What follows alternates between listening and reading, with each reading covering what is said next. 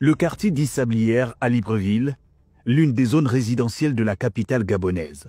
Des constructions en n'en point finir et de belles maisons à perte de vue. Mais une en particulier attire notre attention. La Villa Nam, appartenant à... Nous vous le donnons en mille. L'ancien président Ali Bongo Ondimba et la régente Sylvia Bongo Ondimba.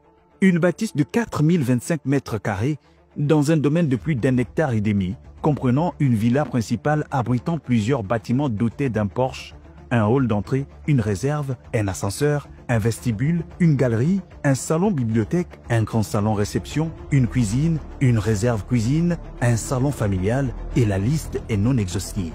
Une bâtisse impressionnante qui soulève de nombreuses questions. Comment les Bongo ont-ils eu les moyens de construire ce genre de domaine? Qui a financé les travaux de cette architecture gargantuesque? Des fonds privés ou le contribuable gabonais? Qui a participé à l'édifice de cette tour de Babel? Quand ont débuté les travaux de cette bâtisse? Véritable signe extérieur des richesses. Chose étrange, les travaux de la Villa Nam ont débuté précisément en avril 2008. Sylvia Bongo Ondimba, alors épouse d'Ali Bongo Ondimba, ministre gabonais de la Défense, contacte plusieurs sociétés dont Axial pour lancer les travaux topographiques d'une résidence privée à la Sablière aux frais de l'État gabonais. Montant global de l'action, plus de 100 millions de francs CFA réglés en plusieurs mensualités. Dès lors, il est important de se demander comment la femme d'un ministre, fût-il fils du président, construire une résidence privée aux frais du contribuable.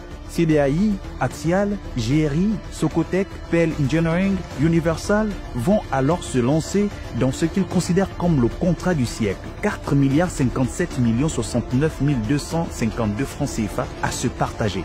Mais rendez-vous compte, plusieurs documents confirment que les études de sol, le décapage, la couche végétale, le traçage, le creusement des fouilles, la mise en place d'un béton de propriété, l'installation du ferraillage et enfin le coulage du béton et son nivellement ont coûté pas moins de 115 milliards de francs CFA, gracieusement pillés au trésor public.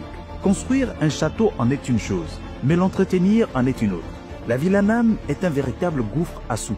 Gouffre à sous pour le contribuable gabonais, oui, vu que le clan Bongo Ondimba Valentin n'a jamais dépensé un sou pour prendre soin d'un bâtiment construit sur le sang des Gabonais. Sylvia Bongo Ondimba, il faut le dire, entretenait une relation incestueuse avec l'argent gabonais tant elle avait fait du trésor public son agent comptable personnel via plusieurs banques sur le territoire national, BGFI, Orabank, UGB et à l'international. En janvier 2015, la Dame de Fer lance le projet Silver Benz afin de décorer ce qu'elle considère comme la plus belle propriété du Gabon.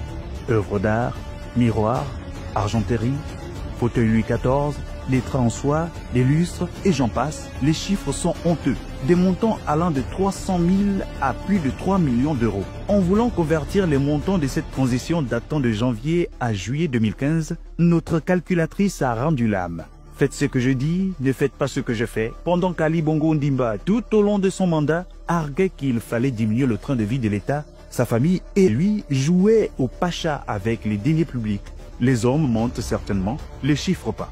Les dépenses liées à la Villa Nam, charges locatives, entretien immobilier, maintenance de la piscine et les espaces verts, salaire des employés de maison, des cadres, des professeurs ou les frais de scolarité, et la liste est longue, variée entre 800 millions et 1 milliard de francs CFA à l'année. Prenez-le pour acquis, les Bongo Valentin n'ont jamais aimé le Gabon. Tenez-vous bien, Noureddin Bongo Valentin, fils chéri du roi, a fait payer en mars 2010 et frais aux contribuables gabonais son BlackBerry, certainement des dernières générations, d'à peine 330 000 francs CFA. À croire que celui qui se croyait déjà président de la République gabonaise après son père n'avait d'autre chose à faire que de s'engraisser sur le dos de l'État. Pathétique.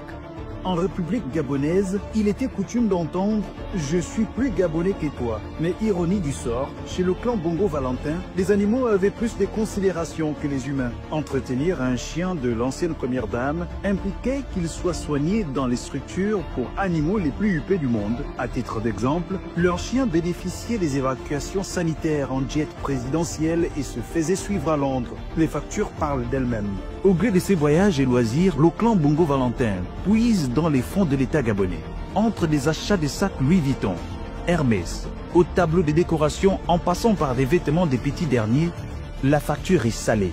Les faits sont établis.